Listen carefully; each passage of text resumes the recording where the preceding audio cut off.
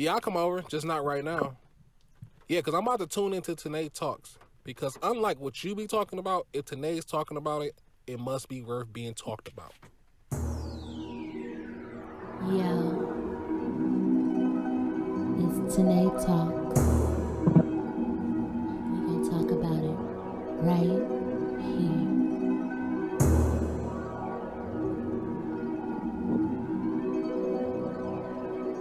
Yo, you ready? It's Tanae Talks right here. We gon' talk about it right here. We gon' talk about everything you like. I'ma make it real clear. It's Tanae Talks right here. We gon' talk about it right here. I'ma talk about everything you like. I'ma make it real clear. Cause it's Tanae Talks. And I'ma talk about it. Yeah, cause it's Tanae Talks. And I'ma talk about it. Yay.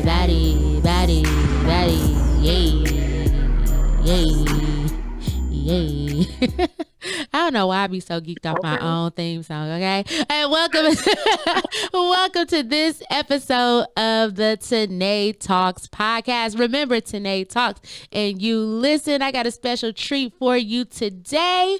I got my girl, Miss Jenna Rich, on the show, and we're talking about toxic cons and how to avoid them. So welcome to the show, Miss Jenna Rich.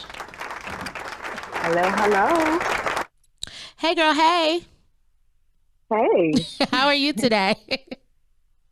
I'm not, doing pretty good.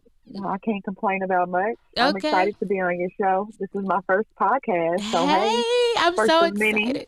First of many. So let me give y'all a little background. If you guys follow me on social media, you may have seen me post the hashtag jonthecon. That's hashtag JONTHE.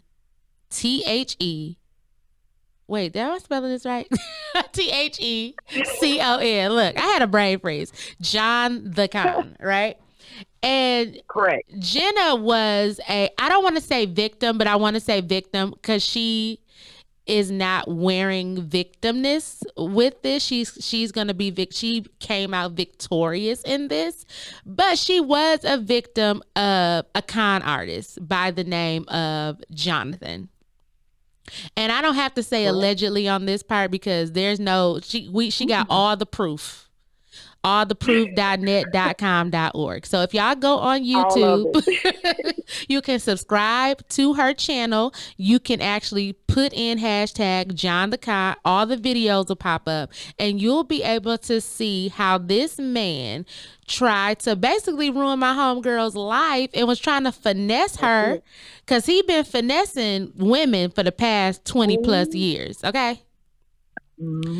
So Jenna, before we get into it, tell my audience, I told them a little bit, but tell them a little bit about who you are and your background and what led us to today's talk, which is how to avoid a toxic con. Well, again, my name is Jenna. I'm from small town America, Boley, Oklahoma. I live in Southern California. I'm in San Diego. I've been here 5 years. I work for a dental corp. I've been doing that for, been in the dental industry the last 10 years, which I'll talk about in the video. That was one of his things, that he was supposedly a hygienist. He told other women that he was a dentist. He couldn't run the dentist by me because they really wouldn't work. It wasn't going to work because you knew too much. That one wasn't going to work with me. But yeah. So, in one of the videos, I described how Jonathan found me, and that's where it gets sick, where people really have to watch what they're doing and what they're posting. He found me on social media. Mm-hmm. We didn't have any friends in common. We were not in any groups. I remember several times just asking him, like, Jonathan, where did you find me? He was like, oh, you came up as a person. You know how Facebook suggests people you may know? I was like, but that don't make sense because we don't have any friends in common. But guess what? So he stuck to that this entire time. I couldn't believe that because Facebook is shady.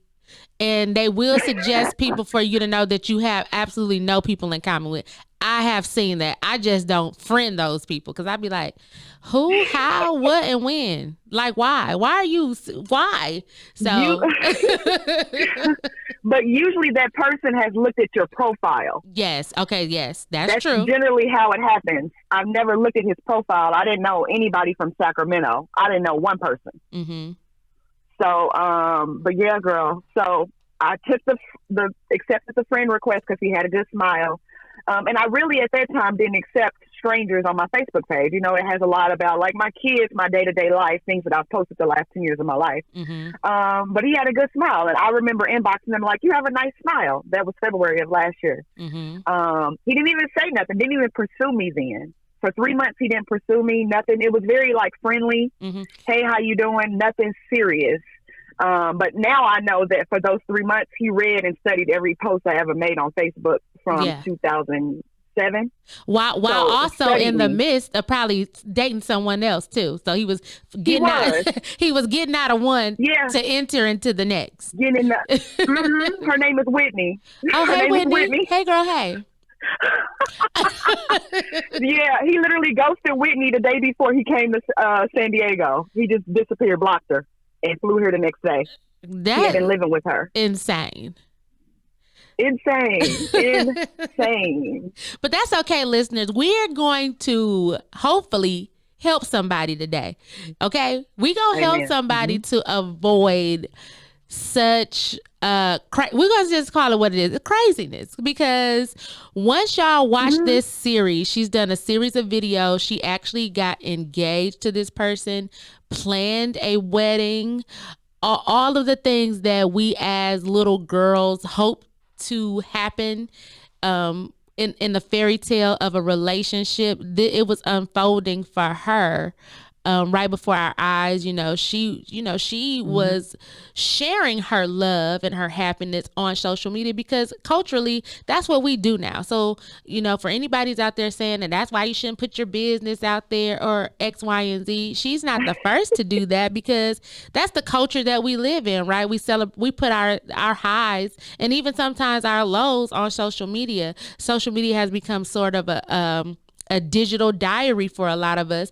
And that's basically what he did. He looked at her digital diary from the time she arrived to Facebook, went through that history and did what he did. So before we get into John the Con and how to avoid people like him, I was kind of going back and forth with this, Jenna, because I was like, well, I was calling it toxic cons. And I was having a conversation with my boyfriend earlier, and he was like, well, how was it toxic? He didn't do nothing to her. And I'm like, well, he did do something to her. He was deceitful. He lied. And what he did could have long lasting effects on her in the relationships to come. You know what I mean? I was just talking to another young lady, and we talked about, at least when you're abused physically, right? You can heal from that. Like, not to say that it's any better. You know what I mean? I don't want anybody to be abused. But with a physical abuse, you can see that wound, and that wound can dry up. When someone mentally abuses you, that can have long lasting effects that can go on for decades. And my girl, luckily, isn't damaged to that capacity, but that's how something can lead to toxicity, right? Somebody can enter and give you a little bit of poison, and then that poison can spread, right? That's exactly it. You nailed it. I don't know if you remember the story earlier this year, first week of January. It was a lady that the man killed her. They had just been together 3 months, I do believe, and they were engaged, and he killed her. It was all over Facebook. Someone sent me the story and said it could have been worse. Wow. And I said, actually, that would have been easier because I wouldn't have to deal with the day-to-day pain. Oh, are you serious, Jenna?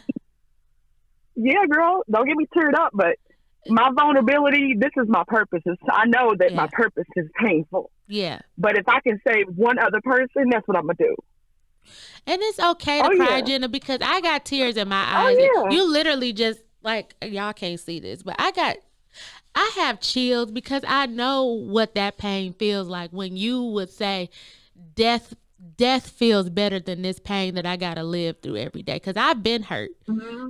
I've been lied to, deceived, and you like, basically you're, I don't know, it's experience. It's like Groundhog's Day. You keep experiencing the same pain over and over, and you got to relive and replay this tragedy over and over. And it's like Groundhog's Day, and you're like, will it stop? So I can relate to that, Jenna, and I say that from most sincerity that I'm sorry that you had to experience that. You got me teary-eyed because nobody, man, woman, or child or anybody should have to experience that, and people shouldn't be so treacherous. That's treachery, you know what I mean?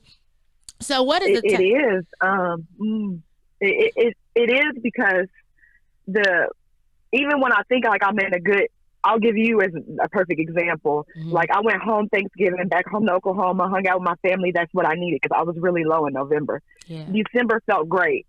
I was like, I'm back on it. Let's get some more interviews in. Because when I'm feeling low, I don't want to deal or talk about Jonathan. Yeah. So I was feeling good. And then January 1st, you sent me that message like, hey, would you like to be on my podcast? And I was like, let me check my schedule. I'll get back with you. New Year's Day that night, I had a dream about Jonathan. I had stopped dreaming about him.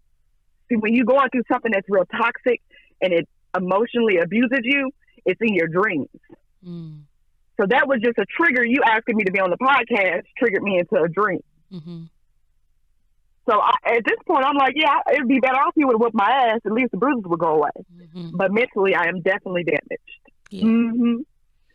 Because what happens is he messed with my trust. I don't trust myself, let alone other people.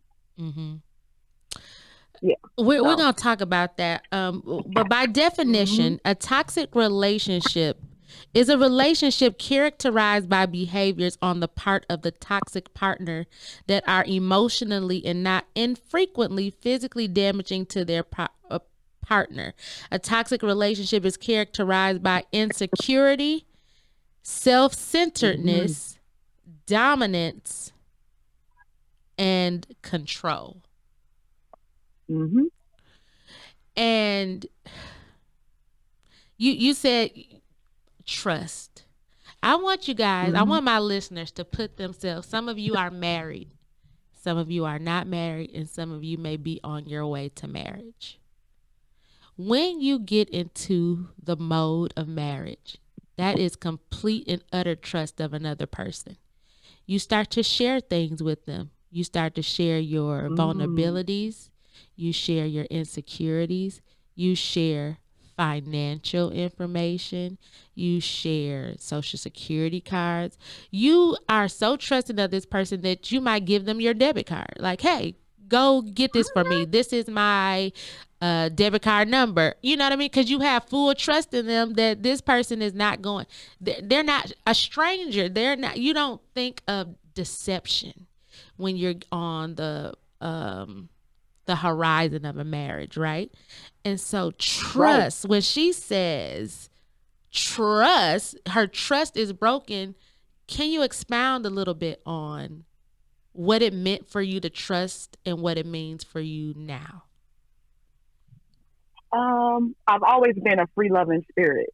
That's what people have to understand about narcissists, that they are attracted to people that have qualities that they don't have. And their job is to destroy that part of that other person. Because why does Jenna deserve to be loving and free when I can't be that way because I'm dealing with my own insecurities? You see, that's what he was attracted to. So now, like, I love to travel. I love meeting strangers. I met you through a friend that I met through another person. You know what I mean? I've met a lot of great people. We met through a friend of a friend of a friend, and then we went hiking. Yes. That's always been me. Like, I see the value in everyone. I love people. And now, with him breaking my trust like this, I have no desire to meet new people. None. None. And this is pretty fresh. It's been 5 months. People are like, hey, you think you're ready to go on a date? You want to go out? Girl, I went bowling with this little young man. He used an American Express card to pay for the shoes. Girl, and I was triggered because that was Jonathan's favorite card. Oh. He always had American Express.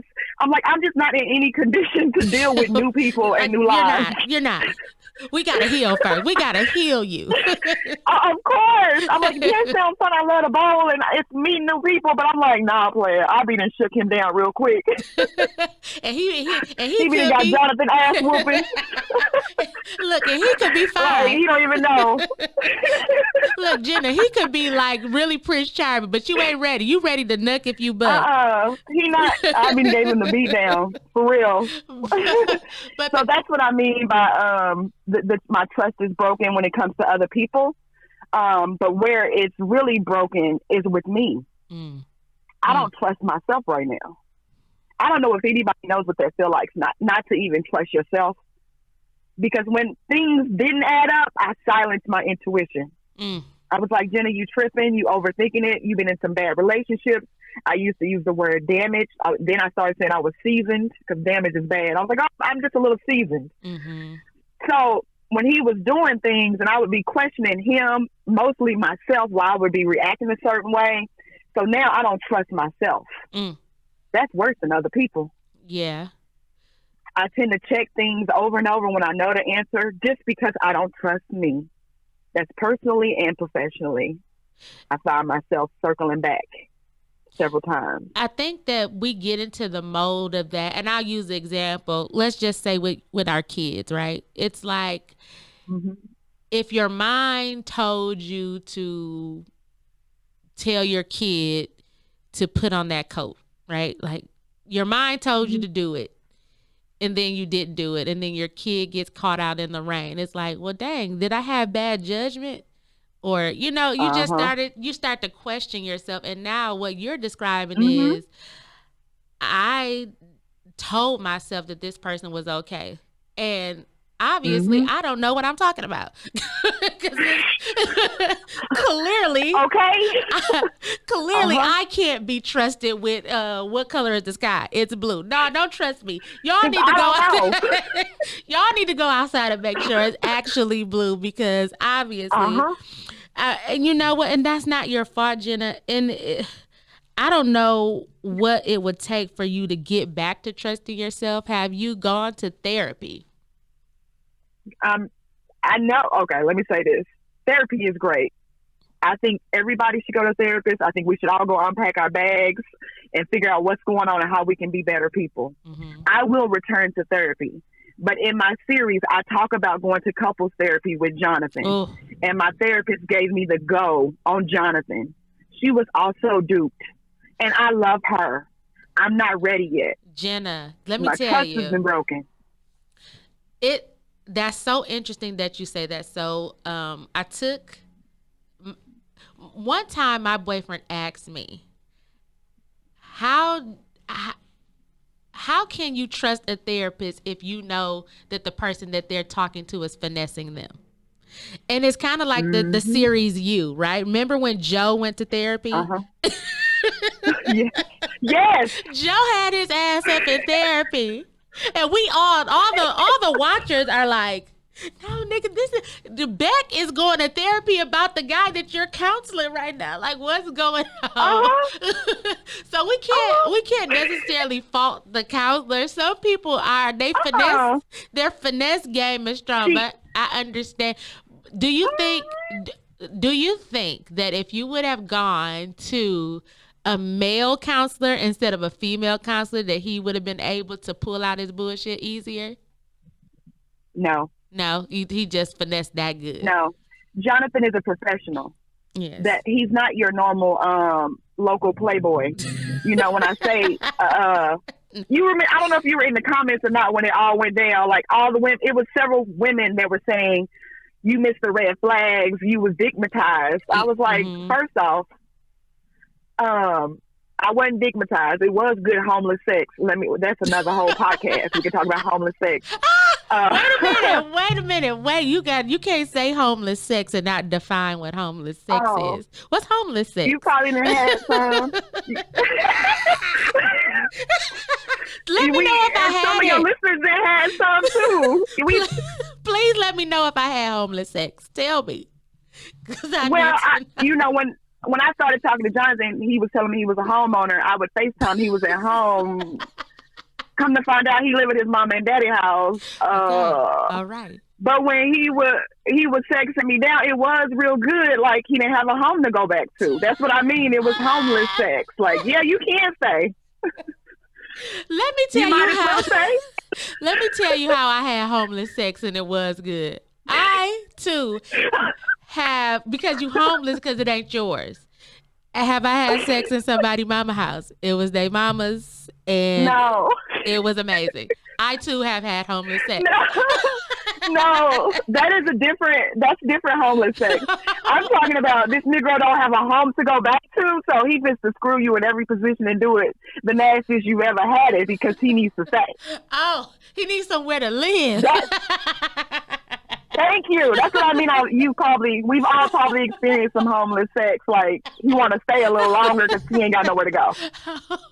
No, I've never. No, I'm not having sex in people's mama's houses. Like, nah, probably in my younger years. Okay, well, yeah, I've had. Okay, I don't think I've had homeless sex because one dude that did try to dick me down good and thought I was gonna let him live with me, it didn't work. So maybe he didn't do it right. Okay.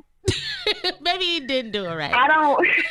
But so when the women would say that we were digmatized, I would be like, no, that wasn't it. Also, I was the sexual aggressor. Ooh. I need people to understand that. Yeah, he didn't show up with let me dick you down and confuse you. Because sometimes people move that way, like let me confuse you by adding sex to the mix. Mm-hmm. That was never him. He never texted. He was never FaceTiming. I didn't get no dick pics. He was a complete gentleman. Mm-hmm. Jonathan has very good home training. Don't get me wrong. That's how he was able to wiggle in. He got good home training. He just a psychopath. That's what my therapist called him after I let her know everything that was going down. And I was showing her the text messages. Because she couldn't believe it. She said, I'm sorry. Legit. She said, I'm so sorry. And at this time, I was day 3 of the breakup. So I was kind of crying, but I couldn't put all the pieces together. Mm-hmm. And I was just telling her, like, I didn't feel safe because I didn't know what his end game was. Yeah. I'm like, what am I dealing with? She was like, you're dealing with a psychopath with a personality disorder. I said, oh. And she said, you need to go get what is it, a VPO? Is that what they call it? Like a protective order, PPO, personal protection order. Whatever. Yeah. Yeah. And at that moment, I was like, oh, you need to survive. Once she told me that, I didn't go get the police order. I just had my gun clean. You know, I'm from Boley, Oklahoma. We rock a little different. You was going to kill me. First of all, your therapist owe you money. Well, I didn't know. You did not. Your therapist owe you money. I didn't know. Because, and you was in a whole Lifetime movie. First of all, Lifetime, if you're listening, Jenna needs a movie for this because this is right up y'all alley. I do. Did you know that the TV show You started off on Lifetime and then it didn't get the ratings, so they moved it to Netflix. But wow. So maybe Netflix need to give you a series because this is real shit. It is. In addition to, it says. And then there are toxic relationships. These relationships have mutated themselves into something that has the potential, if not corrected, to be extremely harmful to our well-being. These relationships are not necessarily hopeless, but they require substantial and difficult work if they are to be changed into something healthy. And we know that it was unhealthy. Even the therapist is like, okay, I was duped. This is crazy. This is insane. He finessed me. He finessed you. If y'all watch the videos, he started his tenure of fuckboyness. And y'all know I did an episode on fuckboys. He started his tenure back in the 1999s and the 2000s. Yes. What do you think? Because now, I told y'all, she was on the brink of marrying this man. She met his family and the like. What, in meeting his family, what do you think happened in his childhood for him to start doing, displaying this behavior and acting out this behavior at such a young age? That's a very good question, because forever I chased it because I knew it was a reason. So I spoke to, I spoke to over 20 women that has connections to Jonathan. Let me say that. But 2 women, one was an ex-fiance, and also he has a now 3-year-old with, and another lady that is a family friend of Jonathan's family. Both of these women were in my inbox dropping all kind of stuff. And now this is where I say allegedly, and in the videos, I'm going to say it here also because I wasn't there. Both women tell me, and they don't know each other. Both women tell me that Jonathan was molested by his brother's best friend when he was around 11 or 12. Allegedly. Okay. So when I heard that, my first thing was this a woman? Because at this time, when I was putting this all together, these were all everybody had victimized was a woman, which is not true. It's just women were talking about it. The men are like, whatever, he got some money out of me, no big deal. But all of us women, we're like, let's talk about it. Different story. But yeah, so I do understand that hurt people bleed on other folks. I think whatever age that happened to Jonathan, this is just what he's been doing since then. Because I had women in my inbox saying that they knew Jonathan in middle school and he was a problem. Not middle and then school. I also did the interview with Nikki, who was his prom date. So her senior year, he finessed her out of money. So he's just continued to escalate. So it is very fearful when you're dealing with somebody with this type of personality order. I did struggle mentally with, I thought I could hear Jonathan around my house. I know it sounds so crazy. I'll be in the shower and I'll be like, is Jonathan in my house? Or when I used to go to the gym in the morning, I couldn't even make it to my car because I thought he was hiding in the bush. Because it escalates. I'm waiting for him to kill me at this point. Oh my gosh. I'm like, if that's what he gonna do, get serious. I'm like, if that's what he want to do, then let's do it. That's why it was so important for me to drop the videos and let people know this is my story, and if something happens to me, this is who did it. Because I had no clue who I was dealing with. Right. I was just starting to piece things together. So to my listeners, like Jenna said, some people might say that she was stigmatized and all this when we know that wasn't the case. In the videos that I saw of them before news broke and before everything hit the fan, he was well-spoken, well-dressed, a gentleman. Like she said, he was raised right. Tell the listeners how charming he was and how charm can lead us to toxicity, because basically it's coming out of the lip. It's so charming, you wouldn't expect it. Well, let me say this. I done met a lot of charming Negroes over my days. Let me say that. Yes, he was very charming. What made Jonathan different from all the other men I've known and dated? He was consistent. And that's what made him different. Jenna, ain't that what we be looking for? Some consistency. Don't and all like in our little girl group chat. Everything he said, everything he ever said to me, words can be trash. Like, it don't mean nothing unless you show me. Everything Jonathan ever said to me, he always showed me. So I didn't doubt myself. And I'll tell you another way he wiggled in for me. This may not be a lot of other women's experience. I have 2 12-year-old boys that I'm raising on my own. My other ex that lives in Houston, my oldest son, I adopted out of foster care. So when I adopted him, I knew that I didn't have a father for him then. Right? I provide a good lifestyle for them. If anybody has children, Black women have children, you probably provide a decent life for your child. Yeah. But what I cannot give my boys is a Black male's perspective. I wanted Jonathan for my boys more than for me. When you talk about the little girl having a fantasy of being married, that hasn't been me. I love living the good life and doing my own thing. I didn't require marriage. That doesn't make me successful. I don't have those thoughts. I think if I meet somebody and it works out, it works out. If I'm single forever, then I'm single forever. I'm not sad about it. That doesn't equal success. But what I cannot give my boys is a black man's perspective in the home. Mm-hmm. I was excited that my boys would get to see a black man love a black woman. Yeah. I can preach to my kids all day how America see them, why they got to be smarter than everybody else, why they got to be faster. I can give them that nonstop every day. But they got to hear some of that from a black man. Now, when you say that you were going to marry him for your boys, in the long run, do you think that would have lasted if you weren't doing it for you? Well, that's kind of a trick question because I don't think anything is forever. I think it's usually 5 to 10 years. So you were expecting to be reality. You were expecting to be an ex-wife before you became a wife. No, I was expecting for people to. I expect for if we would have worked out for 30 years, we would have worked out. I don't think that marriage is when people say I'm doing this forever. I don't see that anymore. Okay. I don't see anybody that's our age that's been married 20 years. So that's not a reality to me. I'm open to being in a marriage. I'm open to that. I was open to that. Definitely them show ain't doing it no more. But I was open to it. Everything was lining up and I wanted it to work for my boys. And I say in one of my videos that I love Jonathan, but I wasn't in love with him. And everybody's like, well, how can you marry somebody you're not in love with? I feel like I can grow to love anybody. Yeah, I remember you said that in that video. Yeah, I'm like, with time, but he was moving so fast. That's why I pushed the wedding out a year. I was like, let me give this some time.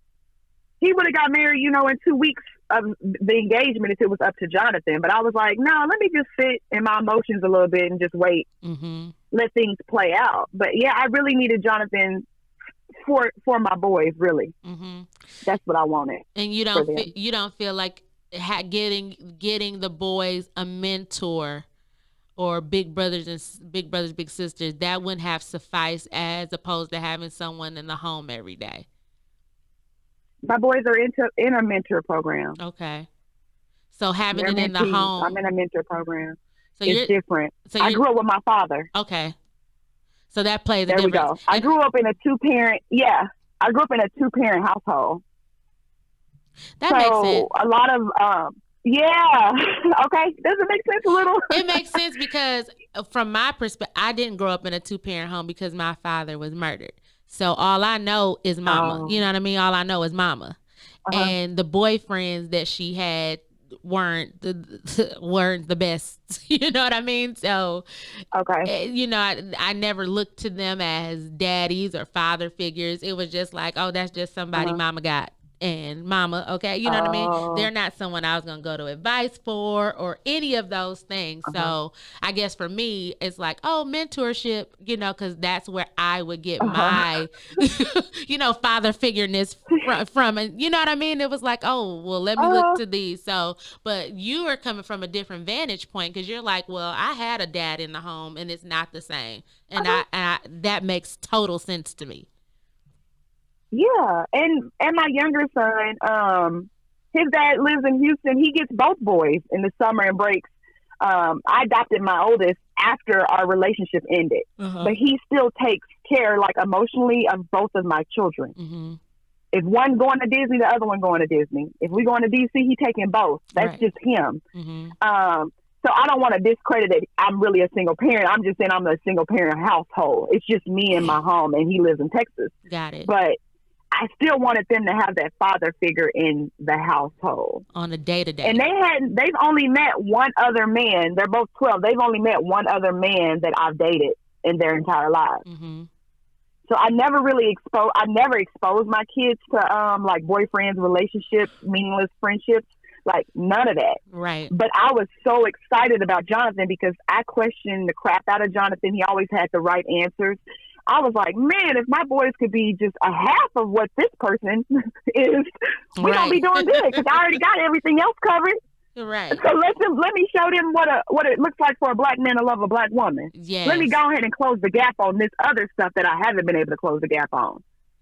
So, another way Yeah. I think that we as Black women end up in these type of situations, because based on the thread and the response that you've gotten from your jonthecon videos, we know that you are not alone in this endeavor or this experience. And so I think that the trap that we as Black women fall in, and myself included, maybe not to the extent of what happened to you, but we all got some in the buffet of things. We got a little rice, a little beans, we got a little something in this smorgasbord. And one of the things is, and I wrote this in the notes, he loved God, so he must be all right. Right? Lowered expectations, how minimal things like religion or a man having a job leads us astray, right? Because in our community, it's like, well, that's the first thing we ask, right? In the Black community, because we have a spiritual religious base, right? So it's like, do he love God? Like, he don't gotta be Christian, but do he love God? Okay, he do. Okay, well, he good. He working. He a BMW, a Black man working. Okay, yeah, that's good. Okay, you a dental hygienist, and I'm in the teeth too. Is his teeth clean? And he got all of them. Okay, and then boom, that's it. And then I'm not saying that's what you did, but I'm just saying, Definitely not. you know what I mean. In the grand scheme of things, it is so easy, because one of the women that you interviewed, her con came through the church. Yeah. So sometimes, like I said, Miss Jasmine. Yeah, Miss Jasmine, we have, I say that sometimes we have a lowered expectation of some of these things that on our checklist of things, they rank high. Job, Jesus, teeth. When there needs to be more things happening. Job, Jesus, Job, and teeth. Jesus, and what? And your teeth. Job, Jesus, and teeth. That's a t-shirt right there, sis. That's a hashtag. I'm gonna make it tonight. Job, Jesus, teeth. Okay. The three things that you need to get on board. But you know what I mean? Like, what do you say about that? Like, how does that affect us? How I know I'm probably gonna sound like a unicorn. I know people, your listeners gonna be like, who is this chick? I didn't have a list. I'm 36 years old. I've done a lot of things. Yeah. I'm gonna write a book for but real. Guess what, Jenna? I never had a list either. No guy that I ever dated has been the same aesthetically, or I did notice in dating that I was attracting the same type of person, I guess you could say. I was attracting a type, but I didn't necessarily have a list. You know what I mean? So I can relate to that. But there's certain characteristics in our mind that we're like, this is what I would like, not necessarily a physical list. Where there are women out there that got like pages upon pages. Of course. And it's like, baby girl, you'll never get chose, ever. How Jonathan was able to get to me is he took care of my emotional needs from day one. Like the job thing, like I'm not taking care of nobody. I got 2 kids. Like I can't take care of another human. So you're going to have a job. Don't ask me for, like you don't have to ask me for nothing as long as you're taking care of you. Let's just meet in the middle and have a good time. So that wasn't like, if I had a list, a pretend list, would job be on the list? That's like a guarantee. You got to be able to take care of yourself some way without me. So that didn't really play into it. He did have good teeth, girl. Let me tell you. I was looking at them gums. Let's put that on the list. We're going to make the list today on the podcast. Let me write it down. Wait. Good teeth. Good teeth. I'm writing it down. Look. No gingivitis. Yeah. Okay, the itis. Yeah. Okay, that we'll add on as we go on. What meant something to me is that Jonathan's parents have been married 46 or 47 years. I was like, wow, he comes from a 2-parent household. He's seen what love looks like. That gets him a lot of. They got him a lot of respect with me. and also with other women. Because come to find out, he was taking us all to the same restaurant that his parents went on their first date to. I didn't came to Sacramento. He didn't took me to the same restaurant. He didn't took the last 10 women to. But that what? Girl, wait a minute. I almost choked because what happens is it does sound romantic. Like, wow, your parents been married, and this is where they had their first date. So you feel like you feel like you special. Yeah. But the gag is what's the gag? Okay, tell I'm number me. 11 to 12. I'm like the poor little restaurant staff. Like they probably know. Like here he is again. But then you also went in retrospect. You looking back like, so none of y'all wanted to elbow me and say, that girl. he been here before. You ain't the only one, sis. Like somebody could have caught me on the way to the bathroom, slipped me a note or something. They must have seen me drinking the margaritas and eating the chips and salsa, living my best life. Yeah. And the other thing, Jonathan is an excellent communicator. So when you think about things you want in your relationship or in your marriage, if that's what you're looking for, you want somebody that you can communicate with. Definitely had it on the communication. From like the first week or two that we were talking about love languages, things that make you feel like you're appreciated, things that are deal breakers. Like we were having some serious conversations right away. That's why I suggested seeing the couple therapist, because I'm like, nobody had ever really asked me all of these questions. No one seemed this, cared this deep about me. I'm like, if he's the real thing, I don't want to mess this up. Back to when I say I don't know anybody my age has been married 20 years. What I do see around me is a lot of people getting divorced on their second and third relationship. And they all had a rocky foundation. So you wanted to make sure that yours was solid and secure, because it was like, I don't want to just be doing it for the sake of doing it. I really want to start from a good place and we grow. Like that's why I understood where you said I want to grow into love, or the in loveness. I totally got you, and I did see people in the comments, but I understood it because you wanted to just have a solid foundation, and I feel most relationships should start in the basis of friendship, and it's not always the butterflies and the rainbows and the pot of gold. It should start in a friendship, because that's what seems to last longer. When I think of couples who have lasted, they have a friendship. They homies, lovers, and friends. The foundation is solid. Boom. So I just want... and another... Go ahead. I was going to say the other reason I needed to visit the therapist is because Jonathan was giving me gifts. And just a little background, my father was an alcoholic and he was abusive. So he would, black everybody out on Friday and go get us new bikes on Saturday. So I've never liked gifts, even as a small child. Keep your gift, because usually it was a distraction for something. So when Jonathan was coming to San Diego, even before he got here, it was sending the flowers during the week, sending me things in the mail.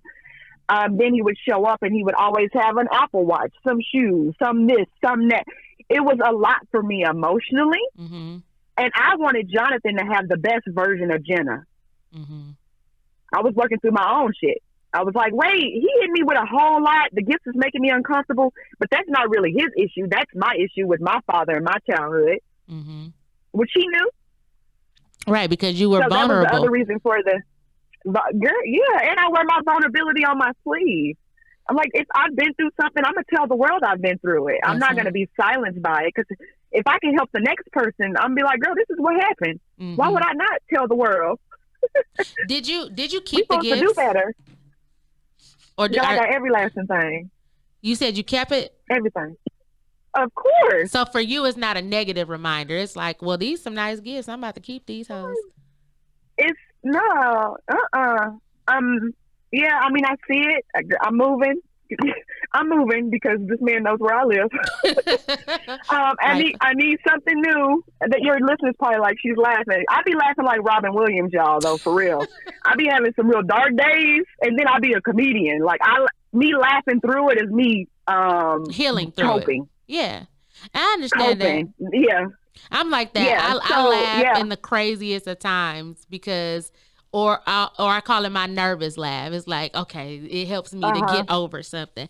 I get it. I want the listeners out there, as we're unfolding Jenna's experience, I want you to listen to this podcast, and I want you guys to take the time to watch the videos. I really wanted her on this show because she's so honest and she's so transparent about this moment in her life that, like she said, could have destroyed her. She could be, dead right now. She has 2 little boys to live for. And a hurt like this, and she's laughing about it, and we're being jovial about it, but I want y'all to see the seriousness of this, where she just said, I'm going to move because this man knows where I live. I don't know his next move. He literally was a finesser, a con artist, any negative word that you can think of, he was those things, and he was the most dangerous kind because he puts you in the mind of Joe from You. I said it jokingly earlier, but Joe had a way of meeting all these people, and everybody that he met, he was very special to, or he studied them to the point where he could say this was your favorite flower, or you like this apple, or you like sugar in like a half a teaspoon of tea in your sugar. So I'm going to do it just right. And some of you might say, well, it must have been too good to be true. The other thing about Joe is he'll show you a little flaw about himself, but then cover it up with something else. So y'all can say all day and all night that where there had to be a flag, there had to be some. But like she said, and I was joking about it earlier in girls' group chats, sometimes we as women get together and, we'll talk about a guy. Girl, he ain't called me back, or he being inconsistent, or he ain't even playing a date. But when the man checks off everything, and we say list or imaginary list, or do the things that we want them to do, list aside, you can't help but be like, well, it must be all good because their words are matching actions, and actions are matching words. So that's what I want y'all to get out of this. But now we're going to go through the signs of a toxic narcissist, because basically he was a narcissist and he was toxic because of what he did. So the first sign of a toxic narcissist is they have an exaggerated sense of self-importance. Did Mr. Jonathan show that? Ma'am, this man gave me, I'm triggered. Yes. And it was so unnecessary. Right. That part is what, and that's a very tender spot for me. Looking back, it makes me teary-eyed, is that he thought he had to be all of these people to be with Boley, Oklahoma Jenna. Humble beginnings like no other. Right. For you to feel like you needed to make a certain amount of money to be with me, that hurts me. I'm like, why did he think he had to be all of that? He could have just showed up as himself. He didn't feel like it was enough. So once, not last year, the year before, when I talk about he went through all my posts, at some point, my employees was kicking my ass. I don't have no employees anymore, praise the Lord. But I had employees for like 6 years. Like, I've done my time with employees. And I used to put little things on Facebook, not like, directly about Susan Ann or whoever, but just little scenarios of some of my employees got into a fight in the parking lot. True story. I put it on Facebook. We kind of laughed about it. So I guess he felt that he needed employees to be able to relate to me. Right. So he came to me and was telling me he was this regional manager for Fitness 19. Girl, I got the business card right here in my purse. As a reminder, like, stay focused, Jenna. Regional manager of Dunder Mifflin. Just over the top. Yes, sir. Why? It's all a lie. Girl, I done talked to HR at Fitness 19. He been stealing them folks' money. Wait a minute. What Carly Red say? It was all a lie. Guys. All of it. It was all a lie, yes. guys. Yes. Moving forward, another sign is they have a sense of entitlement and require constant and excessive admiration. That's true. Our only argument we ever had is Uno. And I was with my friends, and we play what we call Black Uno. And Jonathan was trying to keep score on Uno. Like, you ever count cards when you play Uno and count up a score? I was like, yeah. and I was whooping his ass in front of my friends, and he got really upset with me. Wow. But he has to be seen in a positive light by everyone all the time. Mm-hmm. Yes, ma'am. Yep. And if you expose them, then that's going to be the wrath. So maybe after that, you should have put him in more situations. My brother used to tell me when dating a guy, put him in a situation where you got to see him get angry. Not necessarily make him angry, but something so you can kind of see their character. And his character would have come out more. You know, let's just say you would have disagreed with him, because I noticed through on social media, he loved to be in front of your friends doing grand gestures. He did. So that they could be like, oh, yeah, Jenna, oh my God, he's a keeper, girl. So you needed to maybe not agree with him or something, and maybe by the time you got to the point that you got to, you probably wouldn't have got that far, because he don't obviously like to be fronted on. You know what I mean? And it's really so true. But it would be hard for us to have a disagreement, because anything that I was into, Jonathan was a professional at. Mm-hmm. We hadn't talked about that yet. That's a part of his con, how he studied me. Mm-hmm. Whatever you're into, his future boo, if you're into Jesus Christ, you like to go to church. If you're into exercise, if you're into like beading or making lace, he now beads and makes lace and quotes Bible verses. Girl, not waist beads. He gonna start wearing waist beads too. Anything, I'm sick. Anything that you are into, he is an expert at. Mm-hmm. He'll listen, sis. He'll listen. Another sign of a toxic narcissist is they exaggerate their achievements and talents. And I think you touched on that, but him lying about being a dentist. Sir, you're not. And he told me he used to lean heavy on, he went to Arizona State. And I was like, he forgot to tell me to add penitentiary at the end. So technically he did go to Arizona State, but instead of the university, he went to the penitentiary. Yes. Well, you know, they be giving degrees in prison now. So maybe in his mind, that's what he thought. Again, another thing that's not even necessary. I'm not about to play with you. Another sign of a toxic narcissist is that they are preoccupied with fantasies about success, power, brilliance, beauty, or being the perfect mate. They're obsessed with it. And that's what he was doing. You've seen that. And he was the date night. Literally, Jenna, be ready at 7:00. That was the date night. On Friday, be ready at 7. That is like dreamy. That's super dreamy. Everything is planned. If women are out there dating, you know, that's one thing we hate. Like, you want to go out with me, but you don't have nothing planned. Like, why I still got to plan the date? Okay. None of that with Jonathan. He would just tell me at 7:00, be ready. I'd be like, oh, that was him. He was very romantic. But also when I talk about our wedding we're supposed to have in New Orleans, like, he's big into the grand. He wants everybody to believe that he has tons of money and he's here to rescue me and save me. So yes, that's true. You hitting it, all of it. Another sign of a toxic narcissist is that they take advantage of others to get what they want. And I remember he was taking money from your friends about something, I think, with for my engagement party. Yeah, he was taking money for my engagement party. He, my homegirl Danielle, a florist, beautiful. She provided the flowers and everything. And I guess he was asking him to put money in for the flowers because he had spent so much money on my ring. He didn't have the extra money. And the ring was fake. Your listeners don't know at this point that the ring was fake. That's how it all fell apart, is that I took my ring to the ring shop. It was all a lie, guys. It was all a lie. All a lie. Except his name and his birthday. He is Jonathan Glenn Olden. Birthday is 12/25/79. And I know that because that was on the driver's license. I seen that in the wallet. Everything else was a lie. This is insane. It is. Also, they have the inability or unwillingness to recognize the needs and feelings of others.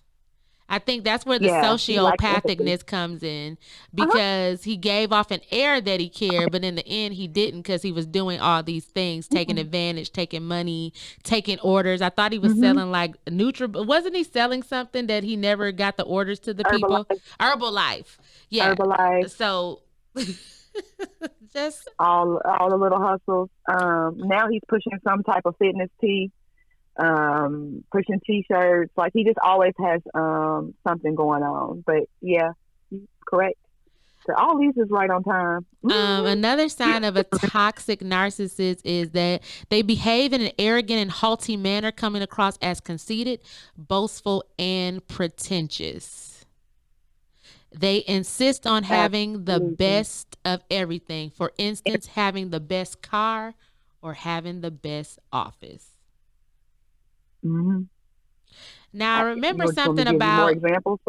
yeah, because I Like, remember examples for all of these. in one of the videos, and this is why I want my listeners to go back through this list so that you can spot this, because I remember you said he was going to try to buy a new car because they want to have the best of everything.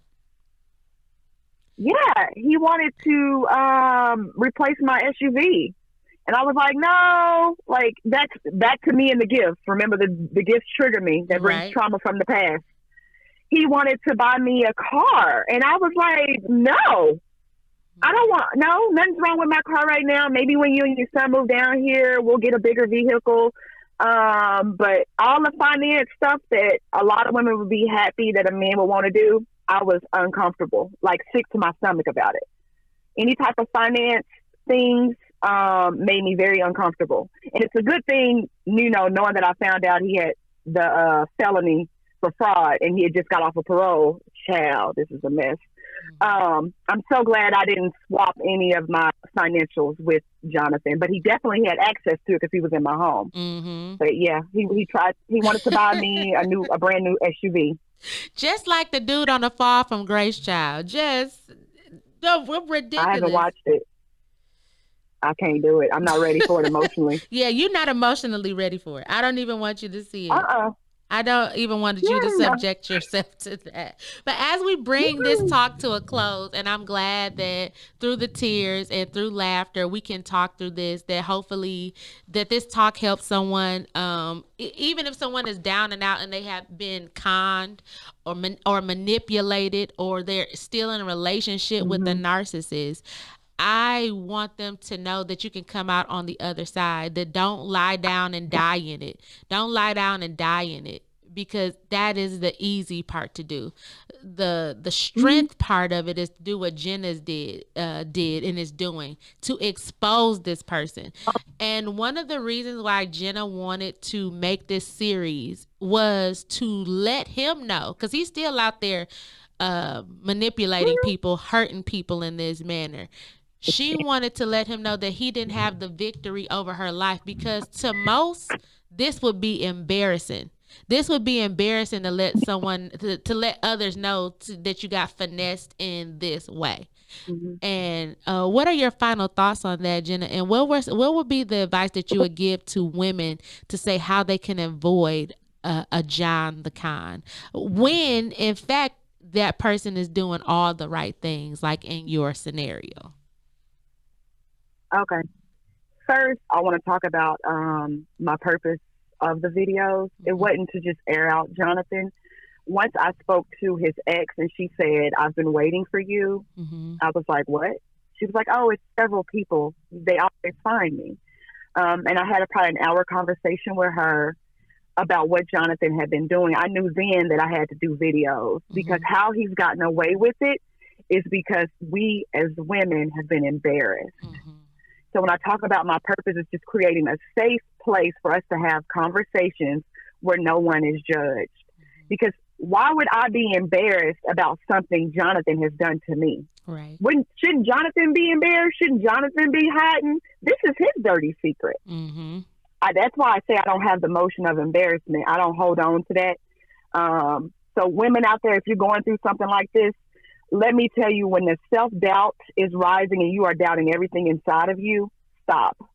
You don't let a psychopath like Jonathan ruin you, because it's really easy to do when you start doing the self-doubt and you don't know if you want to live another day. We didn't talk about suicide today, but that is very important, and it's also in my story. Yes. So stop the self-doubt. You are not crazy. Find somebody that you trust and let them know what's going on, because you are not alone. That's my whole purpose. Create a safe space. Let us all talk it out. Things to avoid. Looking back, and I dissect every conversation I've ever had with Jonathan, and what he lacked. Looking back, I didn't know at the time. Accountability. Jonathan is a victim of every circumstance in his entire life. He told me he had custody of his son because his ex cheated on him. Like, it's always someone else's problem of what they've done to Jonathan. It's never, I made the mistake, I should have treated someone better. None of that. It's always, he's been a victim. He's always a victim of something. So if you're dating someone, or maybe there's women out here that's married to narcissists, God bless y'all. If they have zero accountability, run. I don't care if it's 10 years of marriage or 2 days of a relationship. Don't let a person destroy you because of what they lack inside of them. Don't do it. That would be it. Thank you so much, Jenna. Thank you so much for that, because women and men alike, but especially women, needed to hear that. They needed to hear the strength in your voice. They needed to hear the confidence of your voice. They needed to hear the sincerity of your story. So I encourage you guys to go on YouTube, follow the jonthecon series. And in true Tanae Talks fashion, here's your moment to give your shout outs, Jenna. My shout out goes to Miss Parshell, that is the videographer and did all the editing on my videos. That is one of my really good friends. This project wouldn't exist without Parshell. I know that my story is something that belongs on Lifetime, but if it wasn't for her production and editing, we wouldn't have over the 40,000 views. That's right. So the first video that we dropped, I think when I look at it last, has 22,000 views on Facebook. So that's, I'm really thankful for her allowing me to be vulnerable with the world and letting them see the real me. Yes. Because Jonathan loved me out loud, and I never really shared whoever I was messing with in a public light. But with him, I did. So I felt like this video had to go. Everybody had to know, because they were really rooting for us. I was too. Like, so seeing it from afar, I really was. So yes, indeed. Mm-hmm. Mm-hmm. Yeah. So Parshell, that's my shout out. And my kids don't even know all of this about Jonathan, but they the reason I'm here. Because I promise there was days I didn't want to live. Yeah. And my cousin reminded me, who gonna raise your kids? I was like, you're right. I don't trust nobody to raise my kids. Who can do it better than me? Nobody. But the pain was so heavy. Heavy.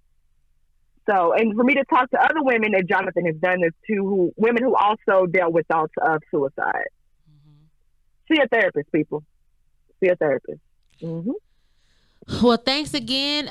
When we drop this episode, all of Jenna's information and links to the jonthecon series, and you can follow her on the social medias. I'm going to have all her social media information and the YouTube links on when this show airs.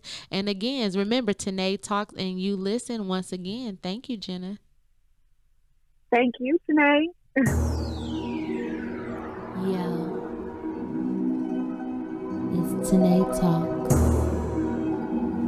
We're going to talk about it right here.